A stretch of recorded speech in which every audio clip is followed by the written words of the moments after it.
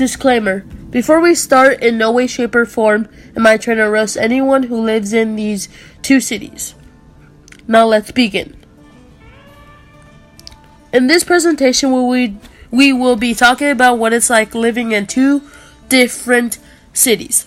These two cities we will be focusing on is San Diego and Guatemala. Some activities that you can do in San Diego are shopping, going to the beach, and eating some nice food. In Guatemala, you can go hunting for your food, and the most rare plant to find, which is seasoning also, is called the chipilín. Basically, the chipilín, like I said 5 seconds ago, is a seasoning that they put on mostly all of their meals. It makes it taste way better than what it was. And to wash it down, they drink their famous beer called El Gallo, which translates to, in English, the rooster, which is a famous beer that they serve in Guatemala.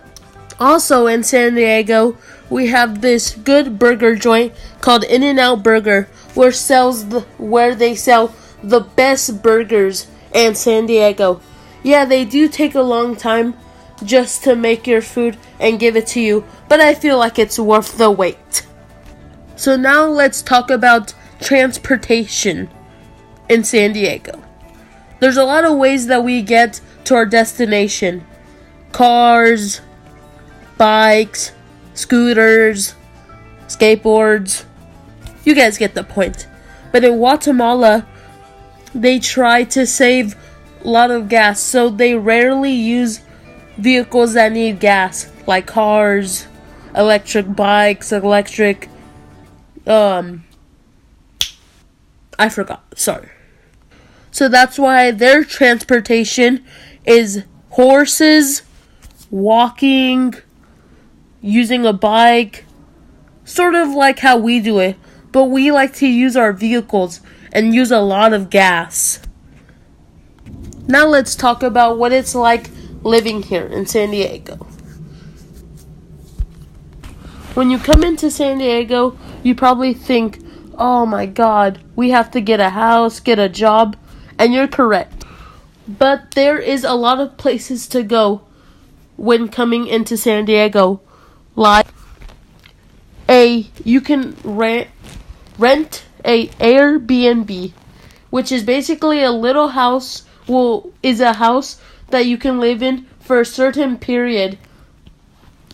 And we also have this thing called a hotel, which it's a little room with other people in that hotel, but you don't get the same thing as renting an Airbnb house. But in Guatemala, they're basically their own owners of what they own, so they never have to pay rent. So if you ever went to Guatemala, you could build something small and progress by the years. The only thing you would have to buy are materials to make your house better. Now let's talk about the languages that are spoken in both cities. So in Guatemala, it's common for people to speak Spanish and Portuguese. But in San Diego, the language that we commonly speak is English, Spanish, and Chinese.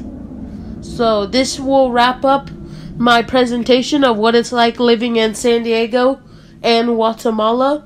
I hope you guys learned something from it, learned a thing or two about it, so you can go tell them what it's like living in different places of the world.